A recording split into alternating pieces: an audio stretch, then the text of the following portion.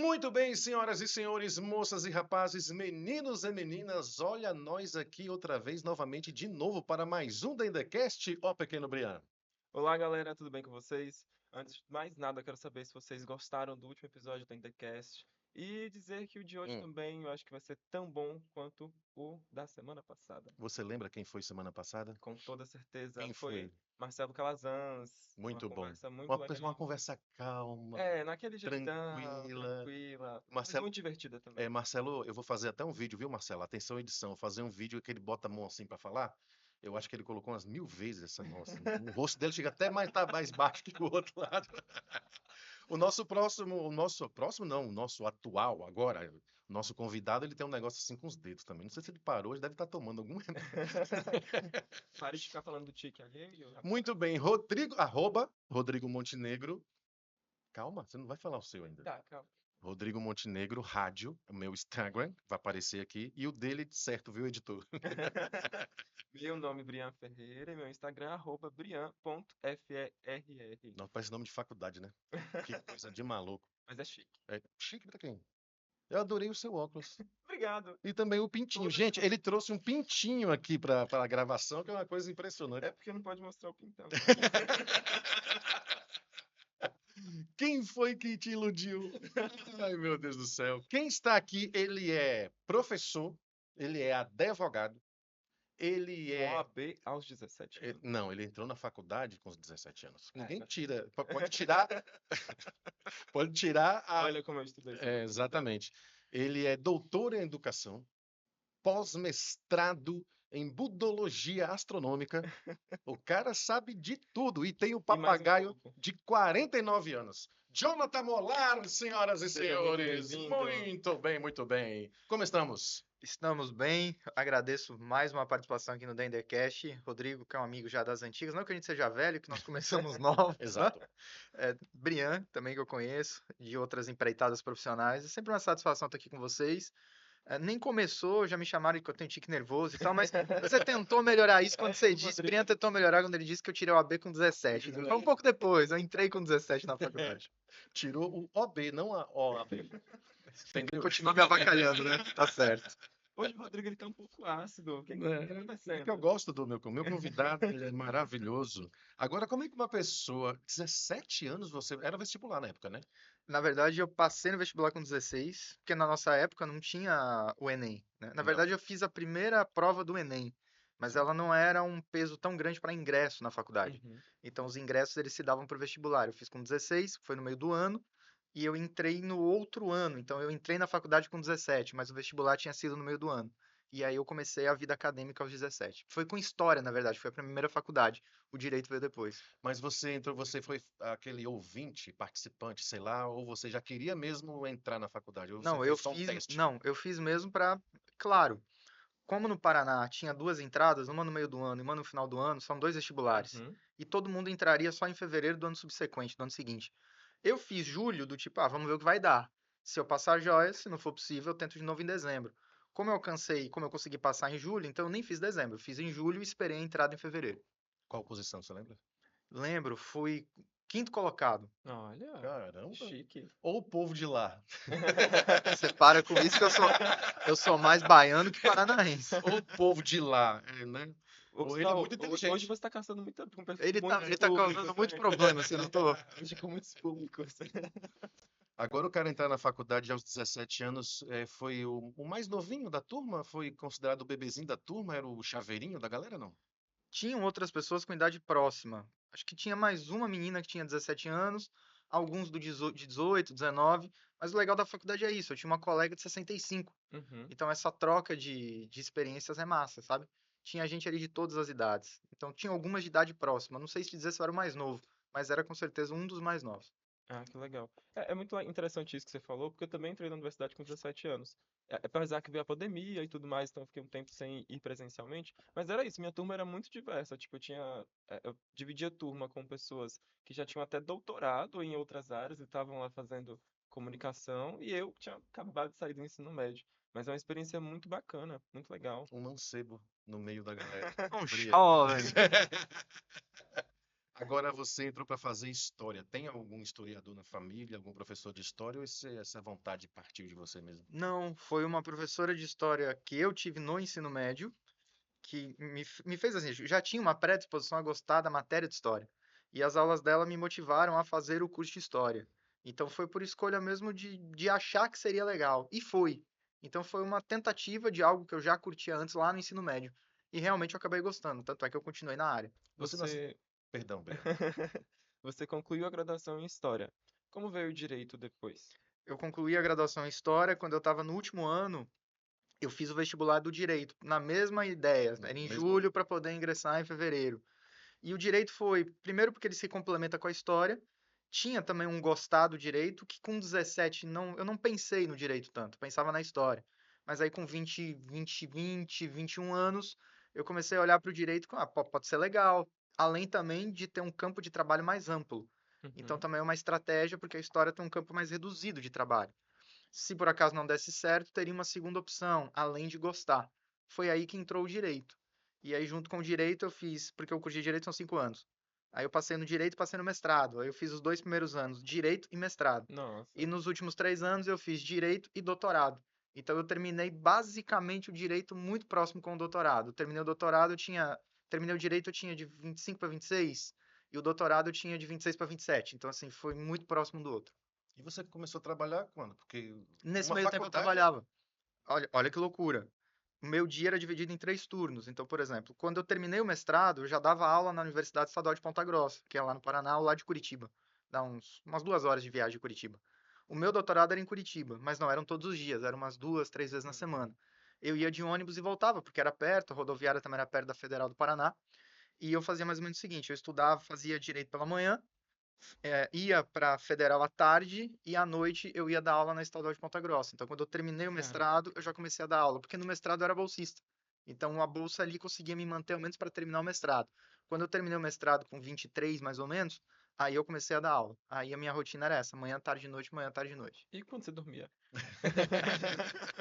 Boa Mas você sabe, pergunta. Breno, eu nunca, sério pra vocês, de verdade, eu sempre fui planejado, mas eu nunca fui de morrer de estudar. Até porque quando eu estudava muito, aquilo chapava a gente. Eu particularmente, já não conseguia mais ter atenção no que eu estava estudando. Então eu ia até meia-noite. Deu meia-noite, eu desligava ali. No outro dia acordava, fim de semana. Curtia? ah, Curtia também, mas usava alguns horários do fim de semana para estudar o que eu não tinha conseguido estudar durante a Uhum. semana, para planejar uma aula. Eu acho que o sucesso está muito no planejamento. Claro que cada um tem o seu tempo. Uhum. Claro que cada um tem suas características também. Talvez o que sirva para mim não sirva para vocês e vice-versa. Mas para mim a chave foi o planejamento.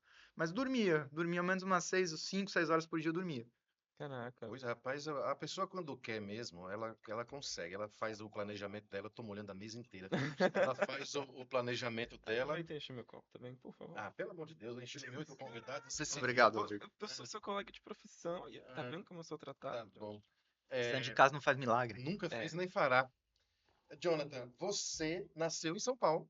Eu sou paulistano, nasci na capital, Hum. morei na capital durante alguns anos. Depois meu pai era representante comercial, ele foi transferido para o litoral de São Paulo. Aí eu morei em Praia Grande, morei em Iguape, que é uma cidade que faz fronteira com o Paraná. Por isso que quando eu fui fazer vestibular, eu podia fazer ou em São Paulo capital Hum. ou no Paraná. A distância era mais ou menos a mesma. Só que em São Paulo não tem vestibular no meio do ano, só tem vestibular no fim do ano. Aí eu optei pelo Paraná como uma primeira tentativa. Como eu passei, eu acabei ficando. Aí você nasceu em São Paulo, foi pro litoral com quantos anos ali mais ou menos? Eu era criança, Ah, uns era 5, pequeno. 6 anos da capital. Meus avós ficaram na capital, então todas as férias eu ia para a capital. Mas eu Uhum. morei grande parte da vida até os 14, eu morei em Praia Grande, depois eu fui para Iguape até os 16, 17, foi quando eu passei no vestibular. Aí formou, doutorado, tudo e começou a trabalhar no Paraná. Eu comecei a lecionar no Paraná. E, No e- Paraná. e atender também como advogado, é assim que fala? Atender como É, advogado? É, também no Paraná. na verdade, o atendimento como advogado, ele durou muito pouco tempo, porque logo depois que eu me formei, como eu contei para vocês, eu terminei o doutorado muito próximo com a faculdade de Direito. Eu fiz um concurso público aqui para a UNEB. E eu passei no concurso da UNEB. Como é que você achou Teixeira de Freitas? Conto como eu achei. Tinha um Lá no site. Paraná. Cara, lá no Paraná. Você na foto? Não. Não, pô. Tinha um site do governo federal, eu não sei se ainda tem, eu acho que ele não existe mais, até porque eu tô falando de 16, 15 anos atrás. e que ele chamava Prossiga. E você encontrava os concursos públicos abertos com base nos dados que você filtrava. No meu caso, eu coloquei concurso público para universidades na área de história. E por uma coincidência, havia um concurso aberto no Maranhão, na área de história, e havia um concurso aberto na UNEB, na Bahia. Como a UNEB é multicamp, ou seja, ela tem várias cidades da Uhum. Bahia, no interior da Bahia, eu fui buscar a cidade que era mais próxima do sul do sudeste, porque os meus pais e minha família, à época, 14 anos atrás, eles tinham ficado lá. Tinha Eunápolis e tinha Teixeira de Freitas. As outras eram para cima, eram mais próximas de Salvador, Santo Antônio de Jesus, Piripopó. Maranhão só tinha uma vaga e tinha tipo 20 inscritos. E desses 20 inscritos, 19 eram de lá. Não. Não que eu achei que tivéssemos treta, não é isso, mas tipo, Imagina. pô, os caras são de lá, já conhece, talvez, enfim, já estão mais habituados ali, vai ser mais difícil. E aí eu olhei para Eunápolis e olhei para Teixeira. A matéria do concurso de história de Eunápolis não era uma matéria que eu tinha muita intimidade. O de Teixeira era. Aí eu vim fazer o concurso. Você Aí lembra fui, qual era a matéria? lembro, ensino de história, porque o meu doutorado é em educação. Aí eu disse, olha, vou conhecer a cidade, busquei algumas coisas pela internet, vi que era uma das 10 maiores cidades da Bahia e tal, tal, tal. Eu vou para lá. Se eu passar, eu decido depois se eu transfiro, se eu não gostar da cidade, se eu Uhum. gostar, eu fico. Como vocês podem ver, depois de 14 anos eu gostei. E foi assim. Então foi por meio desse site do governo federal de busca de concursos públicos pelo país. Eu estava em início de carreira. Na Universidade do Paraná eu não era concursado, eu era professor substituto, o contrato era de 4 anos. E já tinham passado uns 2 anos, 3 anos. Então o contrato ia vencer. E você já me ouviu falar isso, até porque a gente já trabalhou junto em outros Sim. lugares.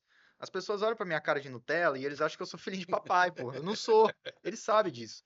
Minha mãe é dona de casa, meu pai é representante comercial, meu avô era sapateiro. Então eu venho de uma família classe média baixa. Nunca nos faltou nada, mas já teve ano, por exemplo, de eu ter uma calça com 14 anos, 15 anos. Se aquela calça rasgasse, se eu não cuidasse bem dela, talvez eu não tivesse outra, de ter um tênis. Então minha família sempre apoiou muitos estudos e sempre investiu muito na gente que eu digo é minha irmã, que minha irmã é 2 anos mais nova do que eu, 1 ano e meio mais nova. Mas o recurso financeiro sempre foi apertado. Então, por conta disso, o estudo foi uma maneira de transformar minha vida. Então, eu também tinha que pensar não só em mim, mas também neles.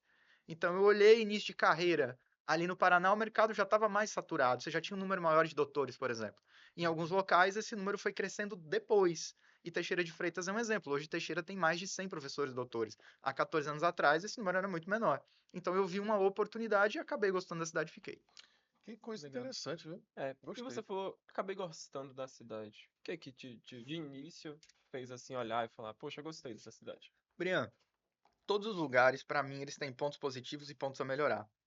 Há 14 anos atrás, a infraestrutura de Teixeira era precária. Melhorou muito nesses últimos anos. Sim. Então, se eu comparasse, por exemplo, Teixeira com Ponta Grossa ou Teixeira com Curitiba quanto à infraestrutura, havia uma diferença. Hoje, muito mais reduzida, porque tem sido feito um trabalho legal, mas há 14 anos atrás, não. Só que também tem um ponto de vista humano, né? Quando você compara, eu não estou dizendo que o Sul as pessoas são ruins, pelo contrário, elas são sempre muito educadas. Mas pela formação cultural, elas são muito mais na delas, elas são muito mais introspectivas. Eu Uhum. morei 8 anos no mesmo prédio, eu praticamente não conhecia meus vizinhos.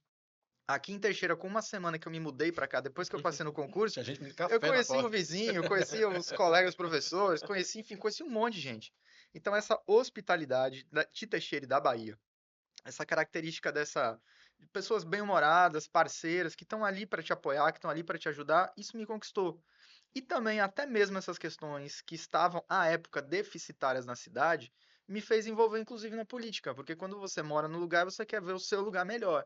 Sim. Então, isso também me motivou a dizer, pô, peraí, tem coisas boas, mas tem coisa a melhorar, o que que eu posso fazer? Porque é muito mais fácil ser criticado do que você fazer.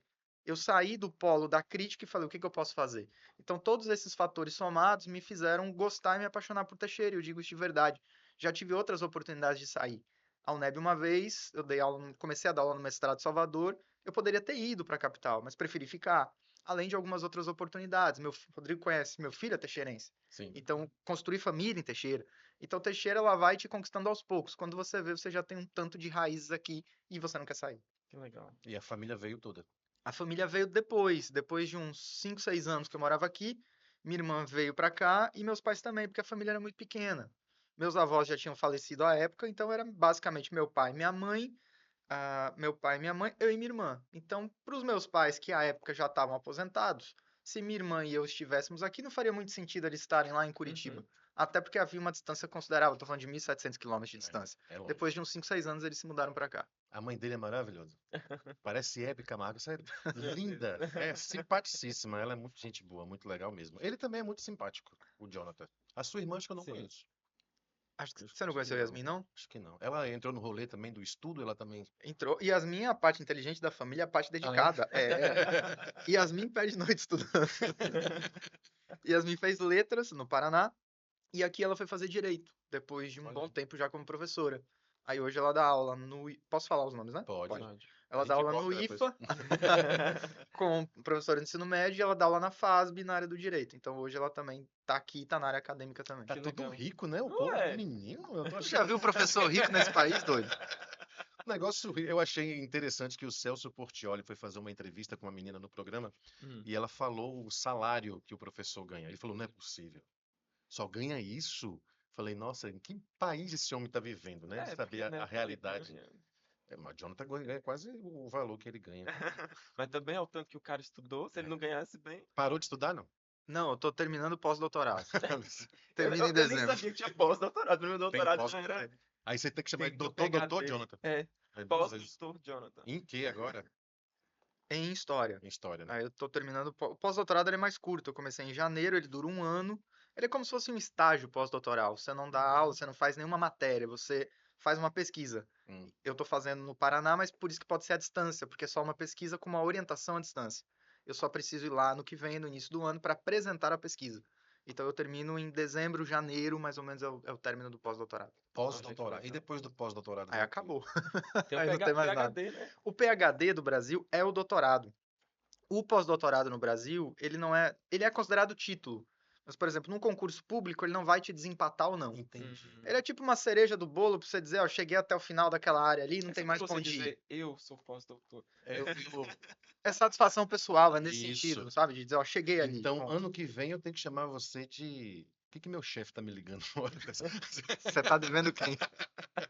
Então, ano que vem eu tenho que chamar de você de doutor. Eu já posso chamar você de Não, doutor, Jonathan, doutor, né? pelo título eu já sou. Já é, né? Seria pós-doutor, mas você sabe que eu odeio que me chamem pelos títulos, você me conhece. Sim. Porque título, ele é um título acadêmico. Eu não acho que isso faça distinção. Uhum. Então, quando eu estou em sala de aula, ou numa palestra, ou num evento acadêmico, é natural que a pessoa diga o título da pessoa. Claro. Agora, senso comum, no meio da rua, não precisa chamar a pessoa de doutor. Aliás, não sou muito fã desses pronomes de tratamento, sabe?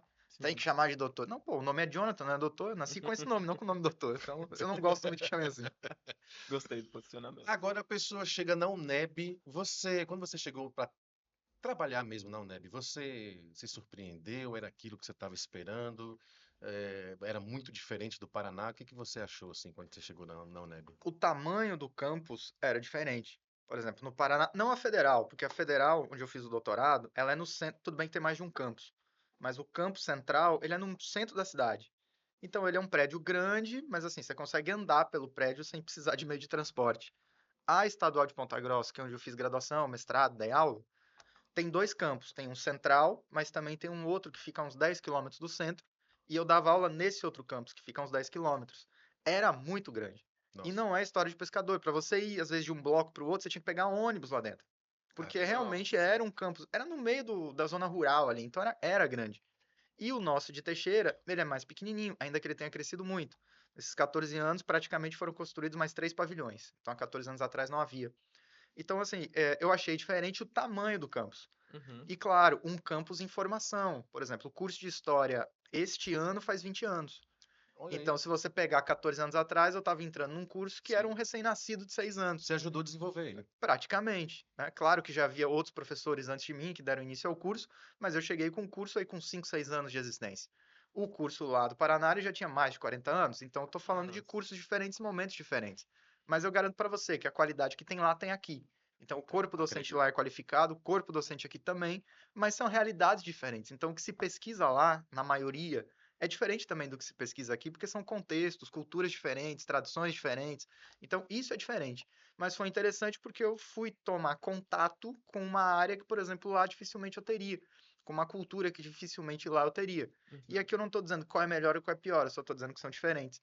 Então é natural que no início você veja as diferenças, mas depois também, na medida em que você vai se acostumando, você já não nota, não é que você não nota, você já imerge ali dentro e você acaba notando menos essas diferenças, mas no início é natural do processo. Que legal, né? Que Bacana. legal. Mas a UNEB tinha que ser maior. Aliás, ela tem. É, Eu vou entrar na polêmica agora. Do terreno Se que não tem. for polêmica, não é Rodrigo. sim. Acho que essa é a primeira grande Essa polêmica do história. Nordeste. Não, essa história de que onde é o IF baiano, que é da UNEB, como é que é esse rolê?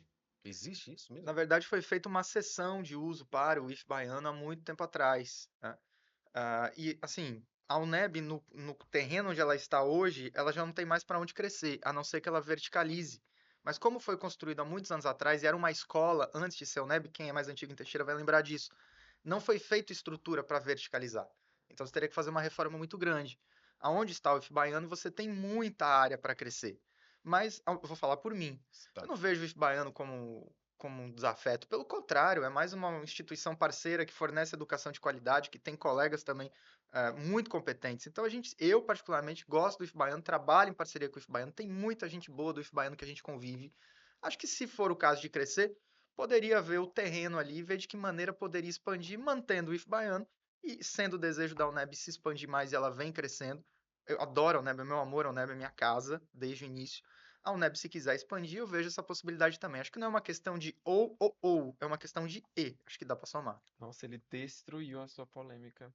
Como ele respondeu a minha pergunta. É Ele porque. desarmou uma Não, é bomba. porque em debates políticos é muito acalorado, né? Já houve, e aí o Rodrigo tem razão nisso, já houve momentos anteriores onde houve conflitos. Mas é o que eu digo, e eu vejo isso até pelos atuais diretores das instituições. A ideia não é de conflito, a ideia é de que são duas instituições de ensino que contribuem para Teixeira de Freitas, para o extremo sul-baiano, e que são importantes para o extremo sul-baiano. Por isso que eu disse, não acho que tem que ser uma questão de ou, é uma questão de e. Como é que a gente faz para somar? Sim. Antigamente era tão longe o IF Baiano, agora tá na Ali entrada do da lado. Eu tenho cidade, essa né? Tá sensação também. pertinho. Vai asfaltar aquela avenida. Como é o nome da avenida que vai asfaltar lá? Você É a tava Nova lá. Venécia. É isso. Você tava lá também. É, que vai ser a entrada da cidade. Agora o IF Baiano tá do Do lado. lado. Sim. Antiga É um Emarc, né? pulo. É, muito perto. É coisa impressionante isso, coisa muito É louca. muito legal termos muitas instituições de produção científica na cidade, né? Nós temos a UNEP, o FSB, o IF Baiano também faz produção científica. Tem as privadas que também têm a sua contribuição, tem a Anguera, tem a FASB, tem outras, né? A distância, a AD, enfim. Várias. Teixeira Teixeira tem é um muito. polo É um polo educacional educacional. Sim, muito interessante, sim, muito rico. sim. Você trabalhou na Pitágoras também, né? Sim, leciono na Pitágoras Que é um a dia. Anhanguera, né? Sim, que hoje é em Anguera. Ambiente de trabalho muito bacana também. Lá são 9 anos de caminhada. Então, assim, Bastante tempo. cada instituição, a FASB tem um perfil, a Anhanguera tem um perfil, a UNEB tem um perfil, tem um público, tem públicos diferentes, mas é aquilo, eu acho que a gente tem que fortalecer e pensar em fortalecer sempre a rede de ensino, Uhum. pública, privada, vejo também entre as instituições que não há mais uma ideia de uma Uma concorrência rixa. cruel, não é isso.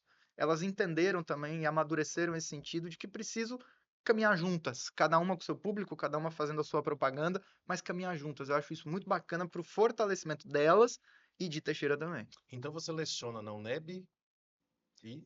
Na FASB e na UNEB. Na Anhanguera, na FASB e na UNEB. Mas lembrando que, claro, né, para ter carga horária para tudo isso, na Anhanguera e na FASB é um dia da semana. Então, assim, aí eu consigo conciliar. Menino do céu, ele É não muita. dorme, né? Não dorme, Nunca não dormiu na dorme. vida. Nunca dormiu na vida. Perguntas, Brian. É um vampiro. Lá na... Transparente eu já sou, né? Exato. Não precisa nem falar. Cara, é... A Acho pessoa que está no foi... meio acadêmico ali da UNEB e tal, e começa a ver diferentes públicos ali que Sim, começam a estudar e se lança na política, você certo? acompanhou. Acompanhei. Certo. Louco, me contratou. Se lança na política. Choramos juntos. Por que que você invocou de entrar na política? Você estava lá ganhando seu dinheiro, um bom dinheiro, tá? Um bom dinheiro lá na UNEB. Você acha que você já dava aula lá na Anhanguera? Não, eu tinha dedicação exclusiva na UNEB. Então, a dedicação exclusiva. Foi por isso que eu te falei da advocacia. Sim. E eu nem completei o raciocínio porque eu entrei em outro assunto. Quando eu passei no concurso da UNEB, eu passei com dedicação exclusiva. Então, eu não poderia ter outros vínculos. Eu saí da dedicação exclusiva quando eu me tornei vereador. Foi Certo. aí que eu comecei na Anhanguera e há pouco mais próximo na FASB. Como eu te falei, cada uma tem suas características. A FASB é extremamente tradicional na cidade, na região, né? Tem toda uma questão de família também, é muito bacana também de se trabalhar. Mas continua, desculpa, eu te cortei. Não, porque por que que você quis entrar na política? Foi decisão sua? Foi uma decisão coletiva? Como é que funcionou essa parte aí? Ela foi uma decisão minha. Você conheceu meu pai também, você sabe, meu Uhum. pai, ele é, não vou dizer que ele é avesso à política, mas ele tem sérias críticas à política. Hoje ele consegue entender mais, entender assim, a visão dele de que a política também é importante e ela, se bem utilizada, ela é positiva. Mas foi uma decisão minha. Eu tava com a vida muito tranquila, eu queria problema, não tô brincando. É mais ou menos isso.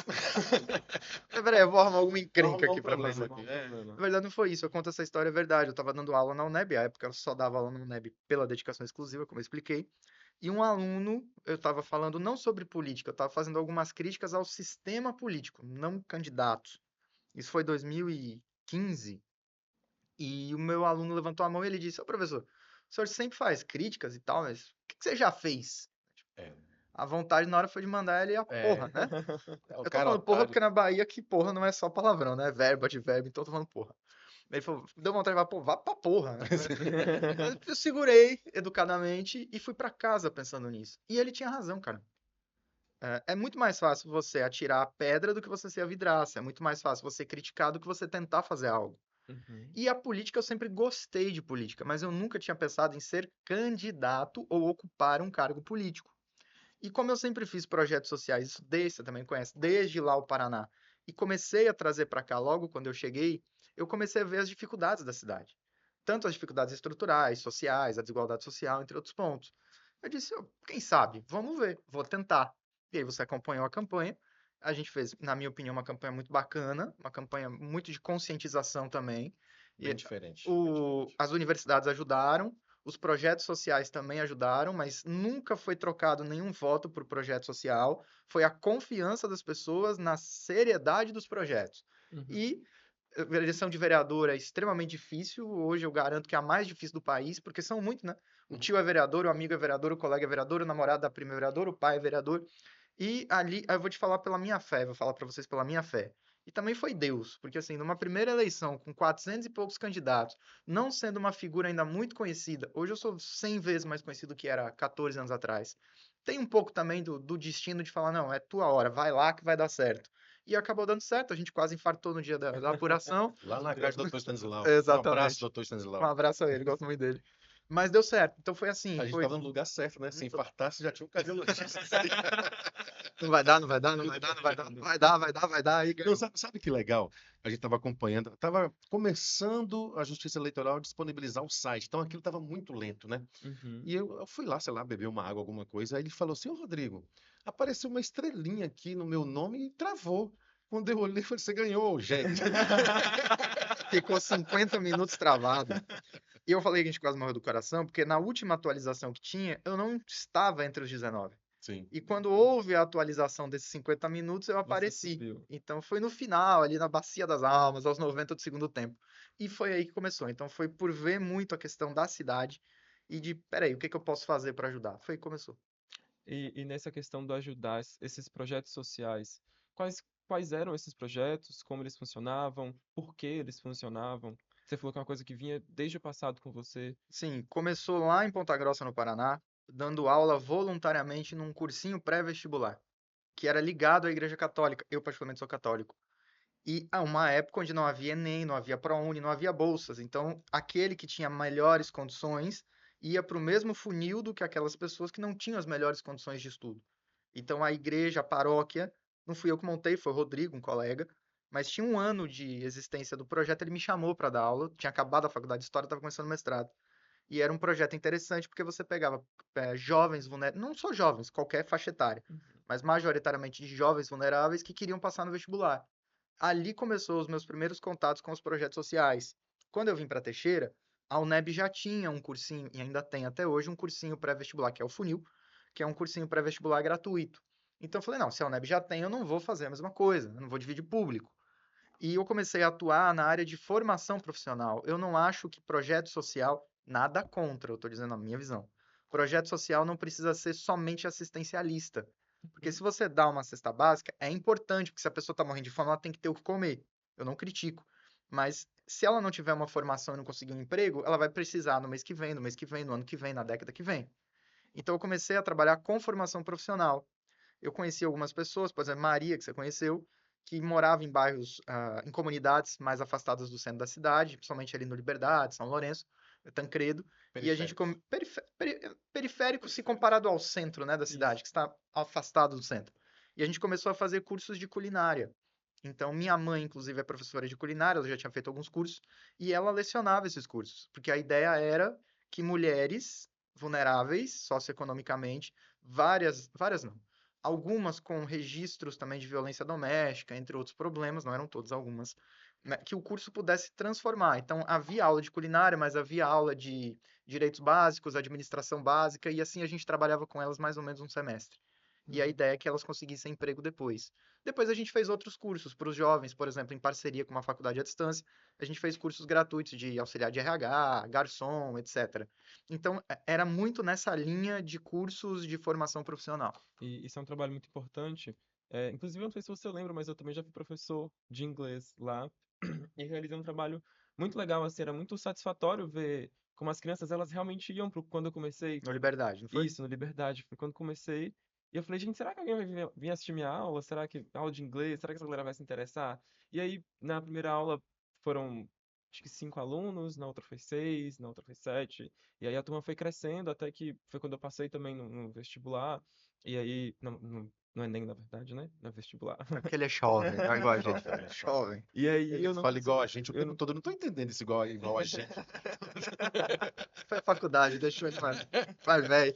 Igual A a gente gente. falar. Ah, que Então coisa. é muito legal, é muito satisfatório ver como essas crianças elas se empenhavam mesmo, assim, às vezes a dificuldade do aprendizado, a gente ia com muita paciência e isso foi uma experiência que me amadureceu muito Que como bom, pessoa também. que Eu bom. acho que é muito importante esse trabalho, principalmente em lugares que são socioeconomicamente menos assistidos. Hum, Nós fizemos. Você viu, Chique? gostei.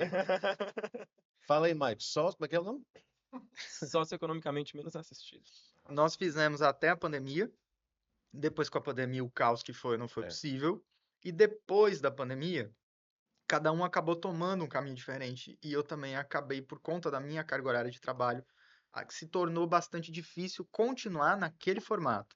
Mas eu Uhum, continuo fazendo, mas faço mais de maneira individual, exatamente por entender a importância de fazê-los. Uhum. Mas, inclusive, é uma vontade de retornar com uma sede igual nós tínhamos, etc, etc.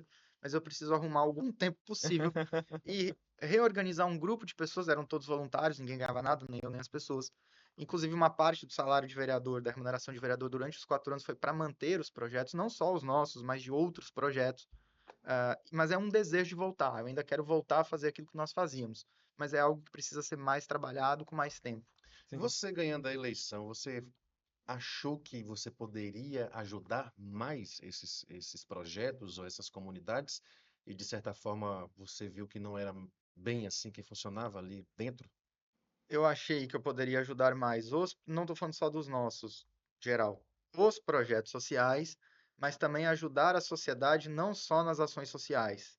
É como eu sempre digo, quando você cria uma lei, a lei é aprovada e ela começa a vigorar, você auxilia e ajuda pessoas que você nunca viu na vida e que talvez essas pessoas nunca vão saber que você foi o autor daquela lei.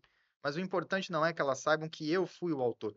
O importante é que isso mude a vida delas, ou que traga mais justiça para a vida delas, ou que diminua a desigualdade da vida delas. Vou dar um exemplo.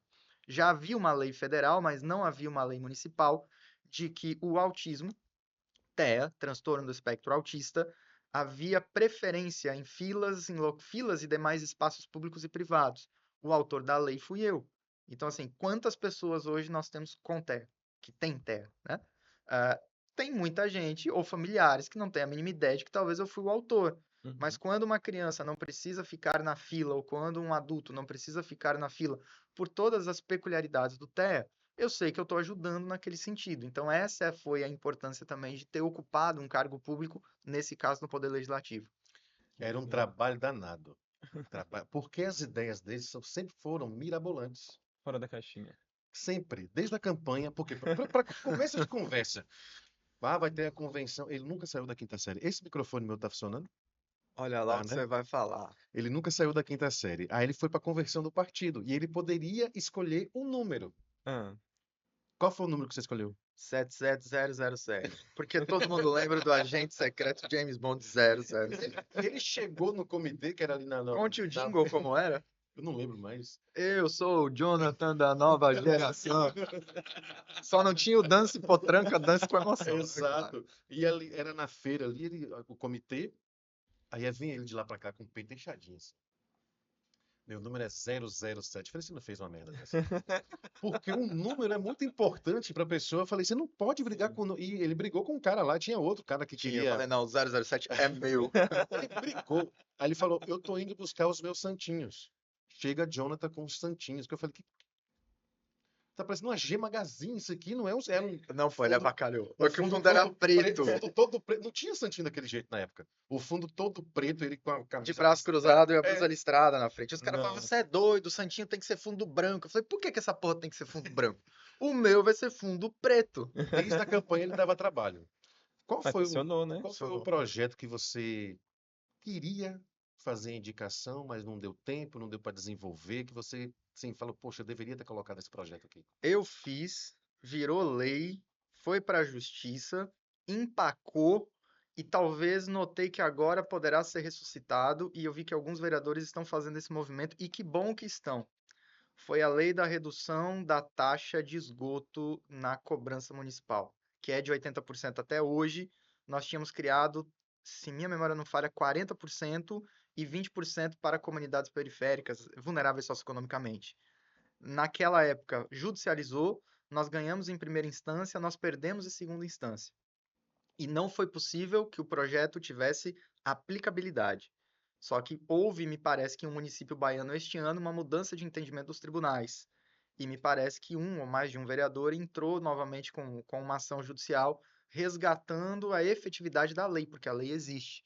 Essa, para mim, é a mais significativa, porque eu, Jonathan, continuo entendendo 80% extremamente absurdo. Eu estou falando de um país onde a desigualdade social é muito grande, onde o salário mínimo é de 1.600 e pouco, e onde a população merece ter serviço de qualidade pagando uma tarifa baixa. Esse, para mim, foi o mais significativo, mas que, infelizmente, por uma questão judicial, ele não conseguiu ser efetivado. Mas a lei existe. Eu não sabia que a parte poderia entrar na justiça para barrar a lei. Pode, no sentido, porque é porque tem um entendimento de que quando o município ele assina o contrato com a prestadora de serviço, dentro do contrato tem um artigo em que quem corrige esses valores é por decreto do governador do estado à época. E o decreto falava em 80%. E nós entendíamos que a competência de criar as porcentagens era municipal, porque o serviço é municipal. E o entendimento do tribunal é de que deveria vigorar o que estava no contrato. Mas houve algumas mudanças de entendimento, acho que em uma ou duas cidades baianas esse ano. E eu espero que realmente essa tarifa de esgoto ela reduza. É o que eu te falei. Para mim não é importante se fui eu o autor ou não. Depois outros vereadores assinaram junto, mas quem fez a proposição fui eu. Para mim não é importante isso. Para mim o importante é que a população consiga se beneficiar, coisa que ainda não aconteceu. Isso me frustra por um lado, mas me deixa orgulhoso por outro, que foi uma sacada interessante, mas que por questões que estavam além das minhas possibilidades, ela não aconteceu. E falando também dessa perspectiva sobre os projetos sociais, essa questão de trazer orgulho pessoal, teve alguma história, teve alguém que te comoveu assim muito, que você sentiu que o seu trabalho fez muita diferença na vida daquela pessoa? Novamente eu vou dizer isso, e eu não estou dizendo que quem não doa está certo ou está errado. Eu estou falando da minha consciência e do meu entendimento. O vereador ele ganha 13º, ele ganha férias e remuneração. E o vereador começou a receber 13º e férias durante o mandato, durante o meu mandato, durante não só o meu, dos 19 vereadores. E eu disse que se a lei fosse aprovada, eu doaria. E eu doei integralmente durante 3 anos, mais ou menos, o 13º e as férias. Eu doei para projetos sociais, não só o que nós executávamos, mas de outras pessoas. A cidade toda aí já teve um projeto, muito mais de um projeto que recebeu uma parte desse recurso. Então, vou Uhum. dar um exemplo. Quando você pega um projeto de futebol, que você leva a bola, que você leva a chuteira, que você leva luva de goleiro, e você vê como isso muda a vida da criança, ou uma criança que não tinha chuteira e jogava descalço e agora tem a chuteira, isso impacta, né? Ou então em outros projetos. Vou dar um exemplo. Teve uma família mesmo que nos procurou, em que era uma mãe com 12 filhos. Caramba. E aí nós buscamos alguns parceiros. Claro, a mãe foi fazer o curso, mas eles estavam passando fome, então precisava entregar Nossa. algo. Uhum. E ali eu já era vereador. E nós levamos uma cesta básica e eu sempre gosto de comprar biscoito, até porque eu como, né? Quer dizer, o meu colesterol tá 220, eu parei de comer. Eu comia. Então, eu gosto de biscoito recheado e eu sempre coloco na cesta o biscoito recheado. E tinha uma menina, devia ter uns 3, 4 anos. que ela falou pra mim, o que que é isso? Eu nunca tinha visto. Nunca tinha visto um biscoito Caraca. recheado. E era de morango. Eu falei, é bolacha, biscoito recheado. Prova. Ela pegou assim, ela abriu o biscoito e ela pegou o recheio e ela fez assim, ó, na cara. A cara dela ficou toda Delícia. rosa. Ela disse, é gostoso aí que ela esfregou mesmo. Essa ingenuidade, mas também essa questão da necessidade mesmo de nunca ter visto. Posso dar um outro exemplo. Em um dia das crianças, a gente fretou um ônibus, eu paguei todo com meu dinheiro. A gente fretou um ônibus, botou 20 crianças, levou para o shopping. Vou dizer aqui quem foi, à época foi o Burger King, o dono do Burger King à época. Ele diminuiu o valor, ele foi muito gente boa, ele não cobrou Uhum. 100%, ele cobrou uma parte. Eu paguei 20 hambúrgueres, o combo, e botei as 20 crianças lá para comer. Eu nunca vi a criança tão feliz, porque é uma coisa que não era parte da realidade dela. O que para nós pode ser simples, o que para nós pode ser corriqueiro, para aquela criança era algo excepcional. Nossa. Não tá tão simples, né, Burger King? Tá caro. Sim, mas você já comeu algumas vezes no Burger King, deduzo. Patrocina a gente, Burger King. Eu ia adorar. Aí você, Eu também. não é? Íamos adorar. Aí você, vereador, os discursos, os melhores. Era Valci, Valci também era Você era vereador. vereador também na minha legislatura. Dois professores, né, Valci e Jonathan, discursos incríveis que os outros vereadores ficaram tudo assim, sabe? Eu nunca vi indicando nome de rua, né, porque eu acho Eu que, nunca indiquei nome de rua. graças a pra Deus, dizer. né, tinha projetos que realmente eram Indiquei interessantes. o nome da Casa dos Conselhos de Antônio Jorge, porque nosso amigo Antônio Jorge faleceu à época e ele era apaixonado pelos conselhos, então eu achei Grande justo a Antônio Jorge. homenagem. Acho que foi o único nome que eu indiquei pra algo. Grande, eu lembro da última vez Gente boa demais, tenho saudades dele. que eu encontrei com o Antônio Jorge, ele falou: Rodrigo, meu amigo, soteropolitano ele, né? Rodrigo, meu amigo, você tá lindo, mas sem nenhuma conotação sexual. Tipo, venha não. É maravilhoso, cara. Antônio Jorge era demais. Aí foi incrível colocar o nome dele no local que ele gostava, né? Que ele gostava muito. Certeza. Aí você não quis ir para reeleição. Eu não quis ir pra reeleição, porque eu vim de vice-prefeito na chapa à época com Caio. E acredito que tudo tem o tempo de Deus. Não era o meu tempo, não era o nosso tempo. E por outro lado, Teixeira também foi contemplada com a gestão de Marcelo, que é inegavelmente uma gestão de muito trabalho, uma gestão, claro, ele mesmo diz isso, né? Você não consegue resolver todos os problemas ao mesmo tempo, Uhum. mas é uma gestão que vem resolvendo muitas dificuldades históricas da cidade e que inclusive hoje eu trabalho nela. Então assim, por isso que eu digo, tudo é o tempo de Deus. Não era o meu momento naquela época, então eu não vim à reeleição também por conta disso e também porque já tinha entendido, eu já falava isso várias vezes, você me ouviu falando da época. 4 anos naquele momento, para mim, eu entendi que eu já tinha dado a minha contribuição.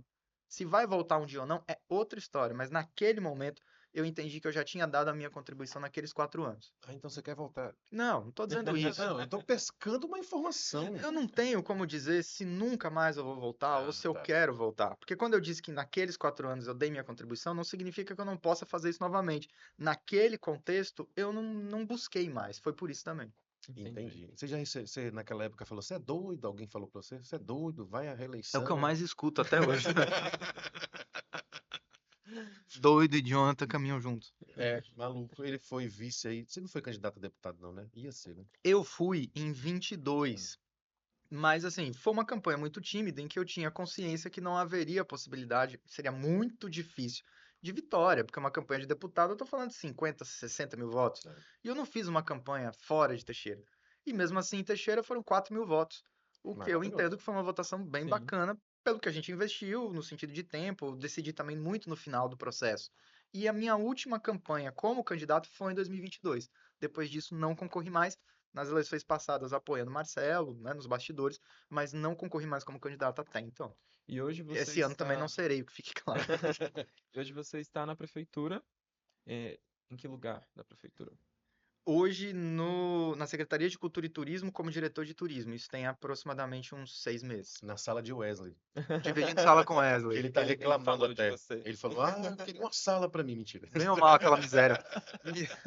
Ele ficou com a cadeira ergonômica e me deu a de madeira. E ele ainda reclamou que você deixa a sua de madeira fora do lugar. É, que ele tem toque. Ele tem Ele toque, tem né? toque. É verdade. Ele não é muito certo da cabeça, não. Você é diretor de turismo. Vamos lá. Turismo em Teixeira de Freitas. Ele existe, ele tem potencial e ele precisa ser desenvolvido. E é isso que a gestão tem feito. Muita gente diz assim: a Teixeira só tem o turismo de negócios. Não é bem assim. O turismo de negócios em Teixeira, ele é forte. O que é o turismo de negócios? É o empresário que passa por aqui para fazer negócios, comércio, empresários, enfim, vendedores, etc. Mas, por exemplo, Teixeira tem um turismo religioso fortíssimo. Existem eventos religiosos de várias igrejas que lotam as igrejas e a rede hoteleira. Muita gente não sabe disso. Se você vier reservar um hotel em Teixeira com uma semana de antecedência, você já não encontra mais quartos. Olha que eu estou falando que Teixeira tem, em média, 25 hotéis. Nós fizemos um levantamento. E tem, em média, 1.000 acomodações. Se você botar que existem acomodações duplas e triplas, eu estou falando aí abrigar 2.000, 3.000 pessoas. E se você, de fora, Quando você fala em acomodações Airbnb, é não, eu tô só de pousadas, hotel, só de hotel hotel. e pousada. Eu nem tô colocando o Airbnb, que também tem uma rede que vem crescendo muito. Eu Uhum. só me referi aqui a hotéis e pousadas. Se você quiser encontrar um quarto com uma semana de antecedência, não encontra. Prova disso é que você vai ver agora com a posse do bispo e com a sexta-feira agora, que a gente vai fazer a Paixão de Cristo depois de amanhã, na sexta-feira. Você vai ver o tanto de gente que vai dar. Então, o turismo religioso é forte. Teixeira tem um turismo de eventos também interessante. Quando você faz, por exemplo, exposição agropecuária, falta hotel. Você faz festa da cidade, que a gente vai fazer em maio, vai faltar hotel. Então, Exato. Teixeira tem. O que a gente precisa e o que a gente tem feito é exatamente buscar relacionamento com outras cidades do Extremo Sul, porque é isso que a gente tem trabalhado e as cidades do Extremo Sul também têm pensado assim, isso é bom. Uhum. Um não está concorrendo com o outro, um é parceiro do outro. Teixeira não tem praia, ela não vai concorrer com Alcobaça, Prado, Caravelas, por exemplo. Mas a pessoa para entrar no Extremo Sul, primeiro ele passa aqui. É totalmente possível que ele fique aqui, que ele fique no Prado, que ele fique em Caravelas. Cada cidade tem as suas atrações turísticas e a sua vocação turística. A gente começou a trabalhar em rede, isso é importante. Além, claro, de levar o nome de Teixeira para outras cidades fora, dentro da Bahia e de fora da Bahia, mostrando o que é que Teixeira tem. Porque Teixeira tem coisas muito bacanas. As praças, as trilhas, trilha de motocicleta, trilha de mountain bike, enfim, tem uma série de coisas. A A melancia, gastronomia, a melancia, o mercadão. Então, assim, Teixeira tem coisas. A rua gourmet. Teixeira tem coisas linda, Sim. interessantes. linda Rua Só Gourmet. que as pessoas precisam conhecer, e é isso que a gestão tem feito e tem começado a fazer isso com mais intensidade, exatamente trabalhar isso, a marca e a visibilidade de Teixeira. Interessante, por exemplo, quando tem Arraiá por aí, Medeiros Neto e outras cidades, pessoal de som, pessoal de banda, porque Medeiros Neto não tem uma estrutura hoteleira como Teixeira. Então, todos ficam aqui, as bandas, os Uhum. artistas, estrutura e tal. Então, trabalhar conjunto eu acho muito E até interessante. alguns eventos também, Rodrigo, que a gente sempre diz assim: ah, Teixeira não vai conseguir, não vai dar público. Carnaval. Lógico, não tem como a gente competir os dias de carnaval onde tem praia, porque as pessoas preferem muito mais estar no carnaval na praia. Mas Teixeira fez, a O gestão fez, a pré-carnaval. prefeitura fez o pré-carnaval, que foi o Abre Alas, numa quinta-feira, ou seja, antes do início do carnaval, e lotou de gente na Rua Foi da muita Pituba. gente. E foi muito bacana, eu fui. Então, tem eventos que, se a gente trabalhar em conjunto e começar a colocar no calendário, as pessoas vão. A questão é que, por vezes, não havia os eventos antigamente. Havendo os eventos sendo divulgado, eu tenho certeza que o público vai. Então, abre alas, né? Foi o Abre Foi uma Alas. sementinha plantada para anos Foi para anos seguintes. possíveis e até expandi-lo, enfim, até deixá-lo mais robusto, porque fez sucesso. É igual as festas juninas, né? Tem outros locais aqui na região que as festas são maiores, mas quando a gente faz as festas juninas nos bairros, tem sempre muito público. A gente fez uma da cultura mesmo ali na Hilton Chicon, que deu muita gente na Praça Hilton Chicon. Jonathan Molar, muito obrigado, velho. Muito obrigado pela sua presença, um papo super legal. Quem não conhecia o Jonathan agora está conhecendo mais a fundo, né? Lá ele. Sim. E bate-papo legal, disse, né? Curto, que ele falou assim: eu só posso uma hora, que eu vou não sei para onde, tal, não sei o quê. Você viu a agenda Ah, não. dele? Você viu a Não agenda faz dele? essa cara, não, que tá aqui no meu celular, tá? Eu mostro aqui pro povo brasileiro. Ele é intrigueiro. Eu perguntei se durava uma hora. Ele me disse sim. Eu não disse que só podia uma hora. Mas é justificado. Você já viu a agenda dele? É, a agenda dele é O cara dá complicada. aula em 4 universidades, 3. 3 faculdades. E ainda trabalha com Wesley. É, Só trabalhar com Wesley merece uma semana de descanso a mais. Que é Ave Maria. Agora isso aí eu posso dizer. deixa eu falar uma O coisa Wesley, aqui. quando ele tá Ah, bem-humorado, é massa. é, Mas quando ele nunca. tá mal-humorado. Mas é nunca ele tá bem humorado. Não, às vezes ele tá. Ontem mesmo ele tava dirigindo o carro, eu tava no banco de trás. Aí eu tava fazendo palhaçada no Ele dirige carro. muito ruim. Aí eu encostei assim na orelha dele, fiz tipo o Pablo Bilu-Bilu assim na orelha dele. Nossa! É porque você fica fazendo palhaçada, porque isso é um absurdo. Eu só não vou dizendo que você vai botar. Não, porque ontem tava parecendo um velho ranzinza de 95 anos. É, eu tenho um aqui também. Não um entendi. senhor de 87 anos que Rapaz, reclama o dia Eu sou um inteiro. cara tão legal Ah, pra é. galera, tão... Gustavo que eu diga. Gustavo, um abraço, Gustavo, nosso editor, Sim, um motoqueiro, abraço, Gustavo. gente boa. Vai pegar a estrada aí, disse que vai dar um rolê. Ele tava com dor no peito. Um menino de 23 anos com dor no peito. Eu falei, estresse. Monta na moto provavelmente. e É, vaza. isso foi depois de eu mandar mensagem pra ele, não Não, foi? foi depois do DataCast, depois que ele começou a trabalhar pra Depois que vocês começaram a cobrar a edição do coitado, ele passou mal. gente. Maico se livrou dessa, né, Maico? Maico agora só joga na nuvem e já era. Redes sociais, porque você também é blogueirinho. Sim. Quem grava aqueles vídeos pra você? Tem Lucas, que é o editor dos vídeos. Ele Sim. grava e ele edita. Eu que digo mais ou menos o que eu quero, né? O roteiro, mas ele que faz a edição. Você sabe que ele não tem aquele japonês que fala assim, vamos cozinhar. Ele faz igual assim, vamos falar do STF. Eu acho massa, aquele Mas é roteiro um todo conteúdo assim. bacana, né? Ah, legal. Tem que postar todo dia. Pô, mas como diz ele, só se eu fizer isso da meia-noite às 6 da manhã. Contrate o menino que é roteirista. E dos É, bons, viu? Não é porque tá na minha exatamente. frente, não, mas é um ótimo roteirista. Ele não usa IA. Obrigado. Só pra revisar. Mas não é um demérito também usar a inteligência artificial, não. Ah, Eu não, acho que é uma defenda. ferramenta, É uma Defenda aí. ferramenta é a uma mais. ferramenta que é só a questão que ela não produz pra mim, ela é uma ferramenta pra potencializar o meu trabalho, Ela produz sim. mas é Se diferente. você mandar, ela produz. Mas você também tem Mas que saber essa é a mandar, questão. porque tem gente que Exatamente. não sabe colocar os parâmetros corretos e aí vira um. Eu fiz o Exatamente. curso Jornalista do Futuro, que a gente tem que conversar com a Ele AI, fez esse curso em 1999. junto com a senhora, sua mãe. Aí, o cara do jornalista lá, um tiozinho que não tinha nem Instagram, nem botei muita fé nele, não. Mas ele deu altas dicas de como conversar com a IA, uma coisa incrível. Coisa incrível. Eu faço coisas incríveis na IA. Eu tenho até medo Tenho de até perguntar. medo, eu ia falar isso. Eu fa- quero nem Não, mas saber não dá disso. pra fazer, não. Ela barra, já tentei. Que absurdo. Como é que faz pra achar Jonathan Molar nas redes sociais? Esse programa baixou tanto nível que eu tô achando petróleo aqui, né? Instagram, Jonathan Molar. O Facebook também, Jonathan Molar, tá logado, né? Junto com o Instagram. E por aí vocês me encontram também no próprio Instagram e no Facebook, onde eu posto os vídeos. Tem vídeos de brincadeira, mas também tem vídeos tirando dúvidas das pessoas. Você falou do STF, STJ. Muita gente fala, né? O STF, STJ, mas não sabe o que é. Então eu acabo usando o conhecimento do direito da história para tentar tirar algumas dúvidas, sempre de maneira bem-humorada, mas para tirar algumas dúvidas das pessoas. Então Instagram e Facebook, Jonathan Molar. Aquela legal. comunidade que desenvolve alguma coisa relacionada a turismo pode te procurar na secretaria. Pode, estamos lá à disposição, com certeza, de segunda a sexta-feira, e também se quiser procurar também de celular, redes sociais, a gente está aqui para poder responder. A Secretaria de Cultura e Turismo tem feito um trabalho maravilhoso nesses últimos anos, tem crescido muito. O Wesley é o diretor de cultura, eu sou o diretor de turismo. Nossa secretária, que saiu ontem, né, por buscar novos desafios, que é Penélope Bellittari, fez um trabalho maravilhoso, e agora estamos aguardando a nomeação do novo ou da nova secretária, mas é uma secretaria que cresceu demais nas mãos de Penélope e do nosso prefeito, doutor Marcelo, também. Não é você não, secretário? Não, Não. eu tô lá como diretor de turismo. Tô lá para ajudar o secretário ou a secretária. Penélope Bellittari saiu semana passada, né? Isso. A gente precisa lembrar que é sabor. Isso, exatamente. Sabor ao vivo. Muito obrigado pela sua participação, Brian, mais uma vez, foi top. Exatamente. E nos siga também nas redes sociais, @dende_cast. Underline? Underline, Chique. exatamente. Ele já deu aula de inglês. Eu esqueci desse detalhe.